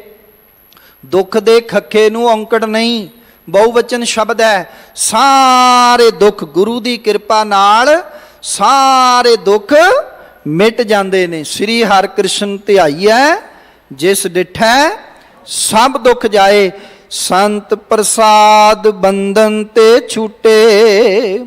ਗੁਰੂ ਦੀ ਕਿਰਪਾ ਨਾਲ ਫਿਰ ਜਿਹੜਾ ਹੈ ਇਹਦੇ ਬੰਧਨ ਛੁੱਟ ਜਾਂਦੇ ਨੇ, ਬੰਧਨ ਮੁਕਤ ਹੋ ਜਾਂਦਾ। ਕਿਉਂ? ਕਿਉਂਕਿ ਸਤਿਗੁਰ ਸਿੱਕੇ ਬੰਧਨ ਕਾਟੈ, ਗੁਰ ਕਾ ਸਿੱਖ ਵਿਕਾਰ ਤੇ ਹਟੈ। ਸੰਤ ਕਿਰਪਾ ਤੇ ਮਿਟੇ ਮੋਹ ਭਰਮ। ਤੇ ਸਤਿਗੁਰੂ ਦੀ ਕਿਰਪਾ ਨਾਲ ਫਿਰ ਕੀ ਹੁੰਦਾ ਹੈ? ਗੁਰੂ ਦੀ ਕਿਰਪਾ ਨਾਲ ਇਹਦੇ ਅੰਦਰੋਂ ਮਾਇਆ ਦਾ ਮੋਹ ਮਿਟ ਜਾਂਦਾ ਤੇ ਮਾਇਆ ਪ੍ਰਤੀ ਭਟਕਣਾ ਖਤਮ ਹੋ ਜਾਂਦੀ ਹੈ। ਸਾਧ ਰੇਣ ਮੱਜਨ ਸਭ ਧਰਮ। ਇਹਨੂੰ ਸਮਝ ਆ ਜਾਂਦੀ ਹੈ ਭਈ ਸਤਿਗੁਰੂ ਦੇ ਜਿਹੜਾ ਹੈ ਚਰਨ ਧੂੜ ਵਿੱਚ ਇਸ਼ਨਾਨ ਕਰਨ ਨਾਲ ਹੀ ਸਰਬ ਸ੍ਰੇਸ਼ਟ ਧਰਮ ਉੱਤਮ ਹੈ। ਇਹ ਬਾਤ ਸਭ ਤੋਂ ਉੱਤਮ ਹੈ, ਗੁਰੂ ਦੀ ਸਿੱਖਿਆ ਵਿੱਚ ਇਸ਼ਨਾਨ ਕਰਨਾ ਹੈ। ਸਾਧ ਕਿਰਪਾਲ ਦਿਆਲ ਗੋਬਿੰਦ, ਸਾਦਾ ਮੈਂ ਇਹ ਹਮਰੀ ਜਿੰਦ। ਕਹਿੰਦੇ ਉਹ ਦਿਆਲ, ਉਹ ਕਿਰਪਾਲ, ਉਹ ਵਾਹਿਗੁਰੂ, ਉਹ ਗੋਬਿੰਦ ਜੋ ਧਰਤੀ ਦਾ ਮਾਲਕ ਹੈ, ਜੋ ਪ੍ਰਤਪਾਲਕ ਹੈ, ਸਾਰਿਆਂ ਦਾ ਮਾਲਕ ਹੈ। ਕਹਿੰਦੇ ਇਸ ਨੂੰ ਸਮਝ ਆ ਜਾਂਦੀ ਹੈ ਕਿ ਗੁਰੂ ਵਿੱਚ ਹੀ ਮੇਰੀ ਜਿੰਦ ਹੈ। ਗੁਰੂ ਵਿੱਚ ਜਿੰਦ ਤੋਂ ਭਾਵ ਮੈਂ ਆਪਣੀ ਜਿੰਦ ਨੂੰ ਗੁਰੂ ਤੋਂ ਕੁਰਬਾਨ ਕਰਦਾ ਹਾਂ। ਜਿਸ ਸਤਿਗੁਰੂ ਦੀ ਬਰਕਤ ਨਾਲ ਇੰਨੀਆਂ ਰਹਿਮਤਾਂ ਹੁੰਦੀਆਂ, ਉਸ ਸਤਿਗੁਰੂ ਤੋਂ ਮੈਂ ਆਪਣੀ ਜਿੰਦ ਕੁਰਬਾਨ ਕਰਦਾ ਹਾਂ। ਕਿਰਪਾ ਨਿਧ ਕਿਰਪਾਲ ਧਿਆਵੋਂ, ਸਾਧ ਸੰਗ ਤਾਂ ਬੈਠਣ ਪਾਵੋਂ। ਕਹਿੰਦੇ ਮੈਂ ਹੁਣ ਜੋ ਕਿਰਪਾ ਦਾ ਨਿਧ ਹੈ, ਕਿਰਪਾ ਦਾ ਖਜ਼ਾਨਾ ਹੈ, ਜੋ ਕਿਰਪਾਲੂ ਹੈ, ਉਹਨੂੰ ਧਿਆਉਣਾ ਹਾਂ। ਤੇ ਸਾਧ ਸੰਗਤ ਤਾਂ ਬੈਠਣ ਪਾਵੋਂ, ਤੇ ਸਾਧ ਸੰਗਤ ਵਿੱਚ ਬੈਠਦਾ ਹਾਂ। ਭਾਵ ਸਤ ਸੰਗਤ ਵਿੱਚ ਬਹਿ ਕੇ ਕੀ ਕਰਨਾ ਹੈ? ਸੰਤ ਜਨਾ ਮਿਲ ਹਰਿ ਜਸ ਗਾਇਓ, ਕੋਟ ਜਨਮ ਕੇ ਦੁੱਖ ਗਵਾਇਓ। ਜਦੋਂ ਸਤ ਸੰਗਤ ਵਿੱਚ ਬੈਠਦਾ ਗੁਰੂ ਦੀ ਕਿਰਪਾ ਹੁੰਦੀ ਹੈ ਤੇ ਕਰੋੜਾਂ ਜਨਮਾਂ ਦੇ ਦੁੱਖ ਦੂਰ ਹੋ ਜਾਂਦੇ ਨੇ। ਇਹ ਮੇਰੇ ਮਾਲਕ ਨੇ ਮੇਰੇ ਉੱਤੇ ਕਿਰਪਾ ਕੀਤੀ ਹੈ ਕਿ ਸਤ ਸੰਗਤ ਮੈਨੂੰ ਪ੍ਰਾਪਤ ਹੋਇਆ ਹੈ, ਕਿਉਂਕਿ ਬਿਨ ਭਾਗਾਂ ਸਤ ਸੰਗ ਨ ਲੱਭੈ। ਤੇ ਇਹ ਮੇਰੇ ਗੁਰੂ ਨੇ ਕਿਰਪਾ ਕੀਤੀ। ਮੋਹੇ ਨਿਰਗੁਣ ਕੋ ਪ੍ਰਭ ਕੀਨੀ ਦਇਆ, ਸਾਧ ਸੰਗ ਨਾਨਕ ਨਾਮ ਲਿਆ। ਮੇਰੇ ਨਿਰਗੁਣ ਉੱਤੇ ਪ੍ਰਭੂ ਨੇ ਦਇਆ ਕੀਤੀ, ਕਿਰਪਾ ਕੀਤੀ। ਤਾਂ ਪਾਤਸ਼ਾਹ ਕਹਿੰਦੇ ਕਿ ਇਸ ਨਾਨਕ ਨੇ ਪ੍ਰਭੂ ਦਾ ਨਾਮ ਸਾਧ ਸੰਗਤ ਵਿੱਚੋਂ ਲਿਆ ਹੈ। ਸਤ ਸੰਗਤ ਵਿੱਚ ਪ੍ਰਭੂ ਵਸਦਾ ਹੈ, ਸਤ ਸੰਗਤ ਵਿੱਚ ਨਾਮ ਹੈ। ਇੱਥੋਂ ਹੀ ਪ੍ਰਾਪਤ ਹੋਣਾ। ਗੁਰੂ ਦਰ ਤੇ ਅਰਦਾਸ ਕਰੀਏ, ਦਾਤਾ ਸਾਨੂੰ ਤੁਹਾਡਾ ਸਤ ਸੰਗ ਨਸੀਬ ਹੋ ਜਾਏ। ਤੁਹਾਡੇ ਸਤ ਸੰਗ ਵਿੱਚ ਅਸੀਂ ਆ ਕੇ ਨਾਮ ਜਪੀਏ। ਜਦੋਂ ਨਾਮ ਜਪਾਂਗੇ ਲੋਕ ਸੁਖੀਏ, ਪਰ ਲੋਕ ਸੁਹੇਲੇ ਨਾਨਕ ਹਰ ਪ੍ਰਭ ਆਪੇ ਮੇਲੇ ਹੋਣਗੇ। ਆਪ ਸਾਰੀਆਂ ਸੰਗਤਾਂ ਦਾ ਤਹਿ ਦਿਲੋਂ ਧੰਨਵਾਦ। ਕੋਟਾਨ ਕੋਟ ਸ਼ੁਕਰ ਸ੍ਰੀ ਗੁਰੂ ਗ੍ਰੰਥ ਸਾਹਿਬ ਜੀ ਦਾ, ਦਿੱਲੀ ਸਿੱਖ ਗੁਰਦੁਆਰਾ ਪ੍ਰਬੰਧਕ ਕਮੇਟੀ, ਧਰਮ ਪ੍ਰਚਾਰ ਕਮੇਟੀ ਦਾ ਧੰਨਵਾਦ ਅਤੇ ਅਤਿ ਸਤਿਕਾਰਯੋਗ ਸਿੰਘ ਸਾਹਿਬ ਇਸ ਦਰਬਾਰ ਦੇ ਮੁੱਖ ਗ੍ਰੰਥੀ ਗਿਆਨੀ ਰਣਜੀਤ ਸਿੰਘ ਉਹਨਾਂ ਦਾ ਧੰਨਵਾਦ, ਜਿਨ੍ਹਾਂ ਨੇ ਆਪ ਸੰਗਤਾਂ ਦੇ ਦਰਸ਼ਨ ਕਰਨ ਦਾ ਇਹ ਸੁਭਾਗ ਸਮਾਂ ਪ੍ਰਾਪਤ ਕੀਤਾ ਹੈ ਜੀ। ਸਤਿਗੁਰੂ ਕਿਰਪਾ ਕਰਨ, ਸਾਰਿਆਂ ਨੂੰ ਚੜ੍ਹਦੀ ਕਲਾ ਨਾਮਦਾਨ ਬਖਸ਼ਿਸ਼ ਕਰਨ। ਭੁੱਲਾਂ ਮੇਰੀਆਂ ਬਖਸ਼ ਦੇਣਾ ਜੀ। ਵਿਚਾਰ ਸਤਿਗੁਰੂ ਦੇ ਜਾਣ ਕੇ ਆਪਣੇ ਹਿਰਦੇ ਵਿੱਚ ਵਸਾਇਓ। ਫਤਿਹ ਪ੍ਰਵਾਨ ਕਰੋ। ਵਾਹਿਗੁਰੂ ਜੀ ਕਾ ਖਾਲਸਾ, ਵਾਹਿਗੁਰੂ ਜੀ ਕੀ ਫਤਿਹ। ਵਾਹਿਗੁਰੂ ਜੀ।